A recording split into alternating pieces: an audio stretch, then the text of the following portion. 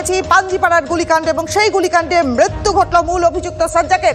বাংলাদেশে পালাতে গিয়ে পুলিশের মুখোমুখি হলো সাজ্জাক। তাকে ধরতে গেলে সে পালানোর চেষ্টা করে। সাজ্জাককে লক্ষ্য করে গুলি চালায় পুলিশ। 3 থেকে 4টি গুলি চালায় পুলিশ, ঠিক এমনটাই প্রাথমিক খবর। পাল্টা পুলিশকে লক্ষ্য করে গুলি ছোড়ে এই সাজ্জাক। জখম হচ্ছে পুলিশও। গোয়ালপুকুরে পুলিশকে গুলি চালানোর ঘটনায় অভিযুক্ত সাজ্জাকের মাথার দাম ধার্য করা হয়েছিল 2 লক্ষ টাকা। সাজ্জাককে ধরতে গেলে সে পালানোর চেষ্টা করে এবং তারপরেই পুলিশ গুলি চালায়। আমাদের সহকর্মী সিজার মন্ডল এই মুহূর্তে রয়েছেন আমাদের সঙ্গে। সিজারের কাছ থেকে আরেকটু আপডেট জানবার চেষ্টা করব। দেখো, যেটা জেলা পুলিশ সূত্রে জানা যাচ্ছে, ঘটনার পর থেকে বিভিন্ন জায়গায় সে গা ঢাকা দিয়ে থাকছিল এবং পুলিশের সঙ্গে কার্যত লুকোচুরি চলছিল। গতকাল রাতে পুলিশ তার গোপন ডানার হদিশ পেয়ে সেখানে হানা দিলে তার আগেই সে পালিয়ে যায় এবং রাতভর কার্যত পুলিশের ধাওয়ায় এক জায়গা থেকে আরেক জায়গায় সে বদল করে এবং যেখানে ভোর রাতের দিকে যেখানে পুলিশ তাকে কার্যত নাগালে পেয়ে যায়, সেই অবস্থায় সে ধরা পড়া এড়াতে পুলিশকে লক্ষ্য করে পরপর কয়েক রাউন্ড গুলি চালায়। তাতে একজন পুলিশ কর্মী সামান্য আহত হয়েছেন বলে আমরা জানতে পারছি এবং কুয়াশার সুযোগ নিয়ে সে সীমান্ত পেরিয়ে বাংলাদেশে ঢোকার চেষ্টা করে। সেই অবস্থায় পুলিশের দাবি, আত্মরক্ষার্থে পুলিশকেও পাল্টা গুলি চালাতে হয় এবং গুরুতর একাধিক গুলি তার শরীরে লেগেছে, যেটা প্রাথমিকভাবে জানা যাচ্ছে পেটে এবং পায়ে তার গুলি লেগেছে এবং গুলিবিদ্ধ অবস্থায় তাকে এই মুহূর্তে হাসপাতালে ভর্তি করা হয়েছে আশঙ্কাজনক অবস্থায়। এবং পুলিশের দাবি, এটা কার্যত আত্মরক্ষার্থেই পুলিশকে গুলি চালাতে হয়েছে, কারণ সেই সময় গুলি না চালালে সে একদিকে যেমন পালিয়ে যেত এবং একাধিক পুলিশ কর্মী আহত হওয়ার সম্ভাবনা ছিল, আরো গুরুতর কিছু হওয়ার সম্ভাবনা ছিল এবং সেই জায়গা থেকে কোথাও কার্যত এটা মনে করা যায় যে এটা অনেকদিন পরে এ রাজ্যে অপরাধী ধরার ক্ষেত্রে একটা এনকাউন্টারের ঘটনা ঘটলো। বেশ, ধন্যবাদ সিজার তোমাকে। পাঞ্জিপাড়ার গুলিকাণ্ডে মৃত্যু ঘটল মূল অভিযুক্ত সাজ্জাকের এবং এই ঘটনায় যখন এই সাজ্জাক 2 জন পুলিশ কর্মীকে আহত করে তাদের উপরে গুলি চালিয়ে পালিয়ে গেছিল এবং তারপরেই ডিজি রাজীব কুমার তার বক্তব্য আমাদের মনে আছে, আরও একবার আপনাদের শোনাবো সেই বক্তব্য। এটা যে দুষ্কৃতীরা যে গুলি চালিয়েছে, এটা আমাদের সকলের উপরে গুলি আছে, এটাকে আমরা ভালো জবাব দেব। We are trained like that. আর নর্মালি আমরা যে নর্মাল লোকজন আছে ওদের আমরা সিকিউরিটি প্রোভাইড করি, আমরা ওদের জন্য সুরক্ষা প্রদান করি, কিন্তু যদি কোনো ক্রিমিনাল পুলিশ ফোর্সের উপরে গুলি চালাবে, যদি একটা গুলি চালাবে আমরা চারটা গুলি চালাবো। আমরা এটা প্রতিবদ্ধ আছি অ্যান্ড উইল ডু ইট। এই মুহূর্তের বড় খবরে আমরা নজর রেখেছি। দেখুন, ডিজির বক্তব্য আমরা শুনলাম এবং সেই বক্তব্যে একেবারে পরিষ্কার যে তিনি নিজের বাহিনীর মনোবল বাড়ানোর চেষ্টা করেছিলেন এবং সেই মুহূর্তে তিনি বলেছিলেন যে একটা গুলি চালানো হলে 4টে গুলি চালানো হবে। এই বক্তব্য ছিল তার, কারণ তার বাহিনীর মনোবল বৃদ্ধি ছিল তার উদ্দেশ্য। কিন্তু এই উদ্দেশ্যের পরপরই দুটো বিষয় একেবারেই সামনে চলে আসছে। গতকালকার ঘটনা, সেখানে জাকিরকে ধৃত হলো, তাকে ধরা হলো জাকিরকে, এবং পাশাপাশি আজকে দেখা গেল যে সাজ্জাক, তাকে গুলি করা হলো। কিন্তু ঘটনা এরকম যে বাংলাদেশে পালাতে গিয়ে পুলিশের মুখোমুখি হয়ে গেল সাজ্জাক এবং তাকে ধরতে গিয়েই সে পালানোর চেষ্টা করলো। একেবারে সিনেমার মতো ঘটনা, সিনেমার মতন ছবি যেন সামনে চলে আসছে, কারণ সাজ্জাককে লক্ষ্য করে তখন গুলি চালাতে বাধ্য হলো পুলিশ। 3 থেকে 4টে গুলি চালানো জ্বালালো পুলিশ। প্রাক্তন পুলিশ কর্তা সত্যজিৎ বন্দ্যোপাধ্যায়ের সঙ্গে আমরা কথা বলেছিলাম, তিনি কি বলেছেন শোনাবো। তো বাংলাদেশে চলে যেত, আলটিমেটলি বাংলাদেশে গিয়ে এদেরকে আর কোনোদিনই ধরা যেত না, সেই জন্যই এটা করা হয়েছে। আমার যতটা মনে হয়, এরকম যারা পুলিশের উপরে গুলি চালাবে, পুলিশকে নিহত করবে, মারবে, এবং যারা এইরকম মার্ডার কেসের আসামি, তাদেরকে যেটা করা হয়েছে, আমার মনে হয় পুলিশ ঠিকই করেছে। আমরা মনে করি না যে এনকাউন্টারই আসল জিনিস, কিন্তু আলটিমেটলি এই ক্ষেত্রে তো বাংলাদেশে একবার যদি চলে যেত তাহলে তো ওকে ধরতে পারা যেত না, আবার সেই কেস দিয়ে আটকে রাখতে হতো, পাওয়া যেত না হয়তো। প্রাক্তন পুলিশ কর্তা সত্যজিৎ বন্দ্যোপাধ্যায়, প্রাক্তন পুলিশ কর্তা অরিন্দম আচার্য, প্রত্যেকের বক্তব্যে কিন্তু উঠে এসছে একটাই কথা, যে পুলিশ যদি আত্মরক্ষার্থে এই কাজ করে থাকে তাহলে সঠিক কাজ করেছে। দেখুন, পাঞ্জিপাড়ার এই গুলিকাণ্ডের পাশাপাশি একটা বিষয় একেবারে পরিষ্কার, যে ডিজি রাজীব কুমার তিনি ঘুরে আসবার পরই দুটো ঘটনা সামনে আসছে। একটা হলো কালিয়াচকে জাকিরকে গ্রেফতার করা হলো এবং দ্বিতীয় খবর হলো এই সাজ্জাক, যাকে নিয়ে এত উত্তেজনা, কারণ সাজ্জাক 2 জনকে আহত করে, 2 জন পুলিশ কর্মীকে আহত করে সে পালিয়ে গেল এবং সেই সাজ্জাককে ধরবার জন্য এই ব্যবস্থা এবং বাংলাদেশে পালাতে গিয়ে পুলিশের মুখোমুখি হলো সাজ্জাক এবং তারপরেই ঘটলো এই ঘটনা। আমাদের সহকর্মী সরাসরি রয়েছেন রূপক আমাদের সঙ্গে। রূপক, তোমার কাছ থেকে এবার ডিটেলস জানবো যে এই যে সাজ্জাককে ধরা হলো এবং তার পরবর্তী আপডেট কি দেখা গেল। দেখো, যেমনটা কিন্তু আমরা হাসপাতাল সূত্রে জানতে পারছি যে সাজ্জাক মৃত, তবে পুলিশের তরফে এখনো সেই কনফার্মেশন দেওয়া হয়নি। তবে যেমনটা আমরা জানতে পারছি যে একেবারে টান টান উত্তেজনার মধ্যে, কারণ কি এই ঘটনা বলতে গেলে পুলিশ কিন্তু রণংদেহী উঠেছিল। এই সাজ্জাককে ধরার জন্য কিন্তু পুলিশ ওত পেতেছিল এবং জাল বিস্তার করে রেখেছিল। কার্যত বাংলাদেশ সীমান্ত লাগোয়া এলাকাগুলোতে কিন্তু পুলিশের বাড়তি নজর ছিল। এবং গত রাতে কিন্তু এই কুয়াশার সুযোগ নিয়ে সে বাংলাদেশের বর্ডার যখন টপকানোর চেষ্টা করে বা ছক বসেছিল, সেই সময় কিন্তু পুলিশ তার ছক ভেস্তে দেয় এবং পুলিশ তাকে বাধা দিতে গেলে কিন্তু পুলিশের উপরেও সে আক্রমণের চেষ্টা করে, যেমনটা সূত্র মারফত আমরা জানতে পারছি। আর সে সময় পুলিশকে কার্যত গুলি চালাতে হয় বলে সূত্রের খবর।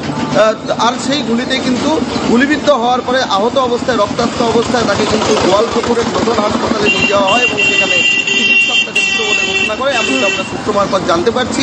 তবে সবটা মিলিয়ে কিন্তু পুলিশ কেন গুলি করলো, আদৌ পুলিশ গুলি করেছে কিনা বা কী ঘটনা ঘটেছে, কোনো কিছুই কিন্তু পুলিশের তরফে এখনো কোনো বিবৃতি দেওয়া হয়নি, কোনো রকম কিছু স্পষ্ট করা হয়নি। তবে সবচাইতে চাঞ্চল্যকর খবর এই যে যেই দুষ্কৃতী, যেই অভিযুক্ত পুলিশের ওপরে হামলা চালিয়েছিল ডিজি রাজীব কুমারের, সেই বয়ানের পরেই কিন্তু পুলিশের এই যে এনকাউন্টার বলে যাকে মনে করা হচ্ছে, তা নিয়ে কিন্তু রীতিমতো একটা চাঞ্চল্য তৈরি হয়েছে।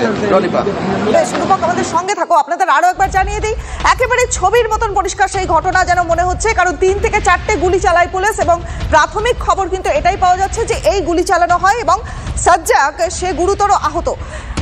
এই মুহূর্তে আমরা যোগাযোগ করেছি, সিপিএম নেতা সুজন চক্রবর্তী রয়েছেন আমাদের সঙ্গে। সুজন বাবু, TV9 বাংলায় দেখুন, স্বাগত আপনাকে। এই মুহূর্তের বড় খবর, সাজ্জাক সে পালানোর চেষ্টা করেছিল এবং সে পালানোর চেষ্টা করবার পর পুলিশ তার উপরে গুলি চালায় এবং এনকাউন্টারের তত্ত্ব, এই তত্ত্বটা কি সামনে উঠে আসছে না?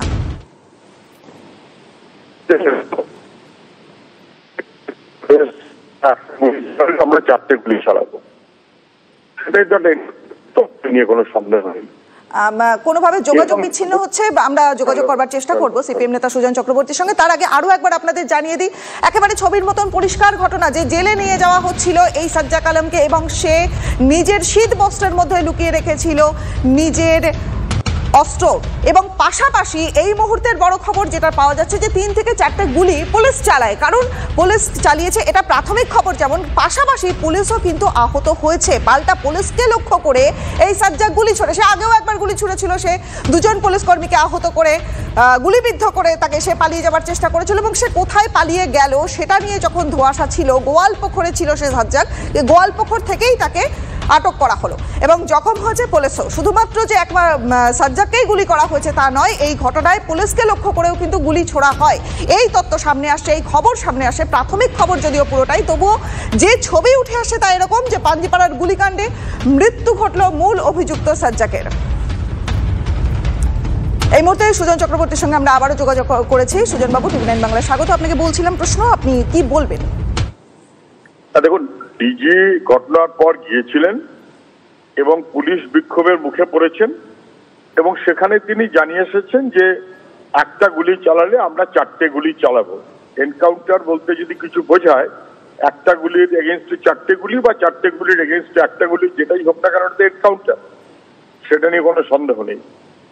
এখন সাজ্জাদ মারা গেছে, সে ক্রিমিনাল, ডেডলি ক্রিমিনাল, এটা বোঝাই গেল, এটা নিয়ে যেমন কোনো সন্দেহ নেই, তেমন আইনের শাসনে তার বিচার হওয়ার কথা, এনকাউন্টার হওয়ার কথা নয়, আইনের শাসন তাই বলে। কিন্তু ডেডলি ক্রিমিনাল, এ নিয়ে কোনো সন্দেহ নেই। আর এটা যে একটু অন্যরকম লাগছে তার কারণটা হচ্ছে বাংলাদেশে পালাবার চেষ্টা করছিল বলা হচ্ছে, অথচ 3 দিন হয়ে গেল বাংলাদেশে পালায়নি। তাহলে পালাবার চেষ্টা করছে কি করছে না এ সংক্রান্ত নানাবিধ প্রশ্ন থাকতেই পারে। কিন্তু হাওয়েভার পুলিশ বাহিনীর যে মনোবলটা দুর্বল হচ্ছিল, সেটার জন্য ডিজি হয়তো কথাটা বলেছেন, কিন্তু পুলিশের নিরাপত্তা এতে পরিষ্কার হয়ে গেল না। পুলিশের নিরাপত্তাটার জন্য জরুরি হচ্ছে দুষ্কৃতীদের প্রশ্রয় দেওয়া বন্ধ করা, কারণ দুষ্কৃতীদের হাতেই পুলিশের নিরাপত্তা বিঘ্নিত হচ্ছে। মানুষের নিরাপত্তা যদি পুলিশ দেয়, তাহলে মানুষ নিরাপত্তা দিতে পারে পুলিশকেও বটে। বেশ, অনেক ধন্যবাদ আপনাকে। সুজন চক্রবর্তীর সঙ্গে কথা বললাম, সিপিএম নেতা সুজন চক্রবর্তী। আমাদের সহকর্মী রূপকের সঙ্গে কথা বলছিলাম, আরও একবার রূপকের কাছে যাব যে রূপক, এখনকার কি পরিস্থিতি, এখনকার প্রাথমিক অনুমান বা প্রাথমিক তথ্য থেকে আর কি কি জানতে পারছো? দেখো এখনকার পরিস্থিতি বলতে সেই গোয়ালপুকুরের লোধন হাসপাতালে কিন্তু এই মুহূর্তে রায়গঞ্জ রেঞ্জের ডিআইজি তিনি পৌঁছেছেন এবং ইসলামপুরের পুলিশ সুপার জবি থমাস তিনিও রয়েছেন এবং উচ্চপদস্থ পুলিশ কর্তারা তারা রয়েছেন। তারা কিন্তু সমস্ত বিষয় খতিয়ে দেখছেন, খুঁটিনাটি তারা কিন্তু খতিয়ে দেখছেন। যদিও এখনো পর্যন্ত তারা কিন্তু কোনো রকম সংবাদ মাধ্যমের সামনে কোনো কিছু প্রতিক্রিয়া দেননি। যেমনটা বোঝা যাচ্ছে, যেমনটা জানা যাচ্ছে, হয়তো এর সঙ্গে কোনো লোক ছিল কিনা, এর সঙ্গে আরও কেউ ছিল কিনা, যেমনটা শোনা যাচ্ছিল তার ওপরে যেমন পুরস্কার ছিল 2 লক্ষ টাকা এই সাজ্জাকের ওপরে, অন্যদিকে কিন্তু তার আরেক সাকরেত যে তাকে আগ্নেয়াস্ত্র দিয়ে সহযোগিতা করেছিল আব্দুল বা আবাল, তার উপরেও কিন্তু 2 লক্ষ টাকা পুরস্কার ঘোষণা করেছিল। কিন্তু সেই আবালও এর সঙ্গে জড়িত কিনা, আবালের কি পরিস্থিতি রয়েছে, আবালকে যেমন খুঁজে পাওয়া যাচ্ছে না পুলিশের তরফে জানানো হয়েছিল, তো তার কোনো তারাও কেউ জড়িত রয়েছে কিনা, তাদেরও কোনো সন্ধান মিলেছে কিনা, সবটাই কিন্তু এখন ধোঁয়াশা।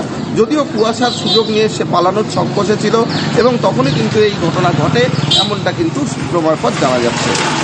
রূপক, তুমি সঙ্গে থাকো, আমাদের সহকর্মী তন্ময় প্রামাণিকও রয়েছেন আমাদের সঙ্গে। তন্ময়, এই যে ছবিটা উঠে আসছে যে সাজ্জাক পালানোর চেষ্টা করছিল, পুলিশের মুখোমুখি হলো, সাজ্জাক গুলি চালানো না পুলিশ গুলি চালালো সেটা এখনো পরিষ্কার নয়, তবে গুলি চালানো হয়েছে এবং 3টে গুলি সাজ্জাকের দেহে লেগেছে, পুলিশও আক্রান্ত হয়েছে। আচ্ছা, এই দুটো ঘটনার মধ্যে মানে যে ছবিটা উঠে আসছে তার মধ্যে কি এনকাউন্টারের তত্ত্ব সেটা কি পরিষ্কার হচ্ছে কি?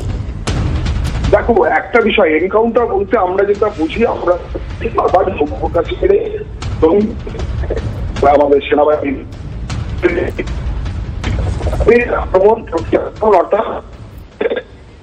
যখন দেখি 1জন বা 5জন জঙ্গি মারা গেল, তখন বলা হয় এনকাউন্টারে আর্মি তাকে মেরে ফেলল। অর্থাৎ দুদিকে আক্রমণটা চলছিল। এনকাউন্টার যে পালাতে গেল, সে পুলিশ আক্রমণ করলো, আমি প্রতি আক্রমণ করলাম, প্রতিহত করার চেষ্টা করলাম। অর্থাৎ তুমি আমাকে মারছো, আমি তোমাকে, এইটা যখন সাজ্জাক যখন যোগাযোগ বিচ্ছিন্ন হচ্ছে তন্ময়, তোমার সঙ্গে আমরা যোগাযোগ করব, কিন্তু আরো একবার আমাদের দর্শকদের একটা পুরনো বিষয় জানিয়ে দিই। যদিও এটা জানা আপনাদের সকাল থেকে, এই খবরে আমরা নজর রেখেছি, কিন্তু গোয়ালপুকুর সেখানে পুলিশের উপরে এই যে হামলার ঘটনা, সেখানে কিন্তু চমকে দেওয়ার মতো আরো বেশ কিছু তথ্য আছে। এই যে গুলিকাণ্ডের সঙ্গে বাংলাদেশের যোগ, যে কথা আমরা বারবার বলছি, কেন বাংলাদেশের যোগের কথা উঠছে? কারণ অভিযুক্ত সাজ্জাক, তাকে অস্ত্র দিয়েছিল বাংলাদেশি অনুপ্রবেশকারী আব্দুল, এবং এখানেই একটা বড় প্রশ্নচিহ্ন কিন্তু থেকে যাচ্ছে। কেন?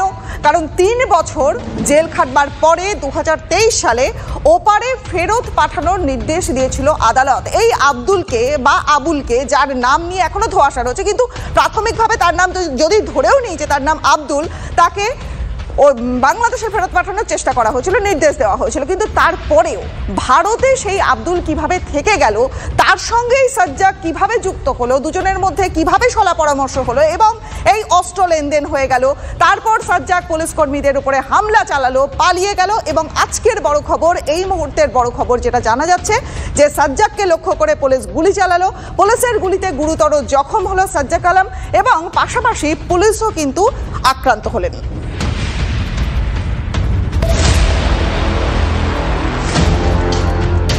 15 জানুয়ারি বিকেলে উত্তর দিনাজপুরের গোয়ালপুকুর থানা এলাকার পাঞ্জিপাড়ায় আসামির ছোড়া গুলিতে জখম হন পুলিশ কর্মীরা। পুলিশের ওপর গুলি চালিয়েছিল সাজ্জাক আলম।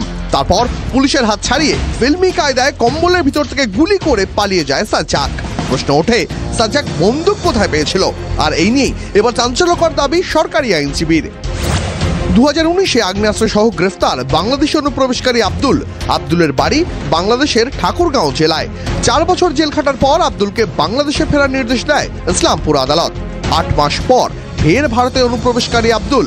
গত 15 জানুয়ারি নাকি আব্দুলকে আদালতে দেখা গেছিল। অভিযুক্ত সাজ্জাককে অস্ত্র দিয়েছিল বাংলাদেশের আব্দুল। পুলিশ তদন্ত করে প্রমাণ পেয়েছে গুলি চালানোর ঘটনাটি পূর্ব পরিকল্পিত। সাজ্জাক আলম যে মেন একিউজ আছে, ও হচ্ছে 20/10/2019 তারিখে অ্যারেস্ট হয়। কালকে এখানে কোর্টে ওর দেখা, মানে কোর্টে হচ্ছে ওকে দেখেছে, ওকে বুঝে যাচ্ছে কি ওর সঙ্গে ও কালকে কথাবার্তা করেছে, সেই জন্য ওকে হচ্ছে এই কেসে ও সহযোগিতা করেছে ওকে ভাগানোর জন্য। সেদিনের ঘটনার মুহূর্তের দৃশ্য ধরা পড়ে এলাকার সিসিটিভি ক্যামেরায়। তাতে দেখা যায় রাস্তার পাশ দিয়ে ছুটে পালাচ্ছে সাজ্জাক। কিছুটা দূরে দাঁড়িয়ে থাকা একটি মোটরসাইকেলে উঠে পড়ে সে। জেলেই সাজ্জাকের সঙ্গে আলাপ হয় আব্দুলের। সেই বন্ধুত্বের খাতিরেই আব্দুলকে সাজ্জাক পালাতে সাহায্য করে বলে অভিযোগ। তাই কি আব্দুলকে খুঁজে পেতে তার নামেও 2 লক্ষ টাকা পুরস্কার ঘোষণা করেছে পুলিশ? তবে কি আব্দুলকে বাংলাদেশে ফেরত পাঠানো হয়নি? আব্দুল এপারে রয়েছে, তার জন্য বিএসএফকেই দায়ী করেছেন রাজ্যের মন্ত্রী।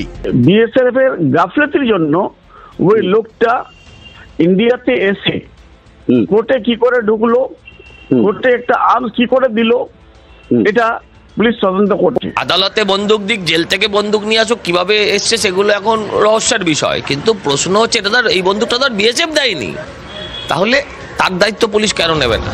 পুলিশের ভূমিকা নিয়ে প্রশ্ন তুলেছেন বিরোধীরা। কিছু লোক বড় বড় লম্বা লম্বা কথা বলে যেতে, তুমি এক মারোগে তো হাম 4 মারেঙ্গে। ওই বাংলাদেশের ক্রিমিনালদের ভরে গেছে, জেহাদিরা ভরে গেছে। বারবার আমরা বলছি পুলিশের রাজনীতিকরণ হয়ে গেছে। জেলে থাকাকালীন বাংলাদেশের এরা কি করে যোগাযোগ করতে পারছে আপনি ভাবুন। মানে কোন জায়গায় কোথায় গোড়ায় আজকে শিকড়ে কোথায় গিয়ে আজকে গেঁথেছে বাংলাদেশের উগ্রপন্থীরা। আইন আছে প্রচুর, কিন্তু ভাই প্রয়োগ নেই নেই নেই। পুরস্কার ঘোষণা করা পুলিশি পোস্টারে আব্দুলের ঠিকানা গোয়ালপোখর। তবে কি গোয়ালপোখরেই গা ঢাকা দিয়েছিল আব্দুল? বাংলাদেশি নাগরিক ভারতের জেল চত্বরে পুলিশের নাকের ডগায়, অথচ টেরই পেল না পুলিশ। বাংলাদেশি দুষ্কৃতী দল এপার বাংলায় এসে যে কোনো রকম দুষ্কৃতী কার্যকলাপ ঘটাতে পারে এমন অভিযোগ তুলে বিরোধীরা যে এতদিন সরব হচ্ছিলেন, কার্যত সরকারি আইনজীবীর এই বক্তব্য সেই সম্ভাবনাতেই কিন্তু শিলমোহর দিল, এমনটা কিন্তু বলাই যায়। পুলিশ প্রশাসনের নাকের ডগায় জেলে বসেই কষা হচ্ছে অপরাধের ছক। বিহারের বেউর জেলে বসেই বাংলায় একাধিক অপরাধের ছক কষে কুখ্যাত গ্যাংস্টার সুবোধ সিং। এ রাজ্যে জেলবন্দি জঙ্গি তারিকুল জেলে বসেই তৈরি করে জঙ্গি মডিউল। সাজ্জাকও জেলে বসেই পালানোর ছক কষে বাংলাদেশি আব্দুলের সঙ্গে। জেল থেকেই যোগাযোগ আব্দুলের সঙ্গে অস্ত্র আমদানির ব্লুপ্রিন্টও তৈরি হয় কারাগারের অন্ধকারেই। তবে বাংলায় কি জেলই হয়ে উঠেছে অপরাধের আঁতুড়ঘর? এই নিয়ে আগেও সরব হয়েছেন বিরোধীরা। আর এই আবহে বারাসাত আদালতের লকআপ পরীক্ষা করলেন বারাসাতের এসডিপিও বিদ্যাসাগর রাজিং, অনন্ত ও আইসি। সিসিটিভি ঠিকমতো চলছে কিনা খতিয়ে দেখেন তারা। বারাসাত আদালতের নিরাপত্তা নিয়ে দফায় দফায় আলোচনাও হয়। Bureau report, TV9 Bangla. এই মুহূর্তে যে বড় খবরে আমরা নজর রেখেছি, পাঞ্জিপাড়ার গুলিকাণ্ডে এনকাউন্টারে মৃত্যু ঘটল মূল অভিযুক্ত সাজ্জাকের। এমনই সূত্র মারফত খবর পাওয়া যাচ্ছে। ঠিক কোথায় মৃত্যু ঘটলো, কিভাবে মৃত্যু ঘটলো, ডিটেলস জানবো ছোট্ট একটা বিরতির পর।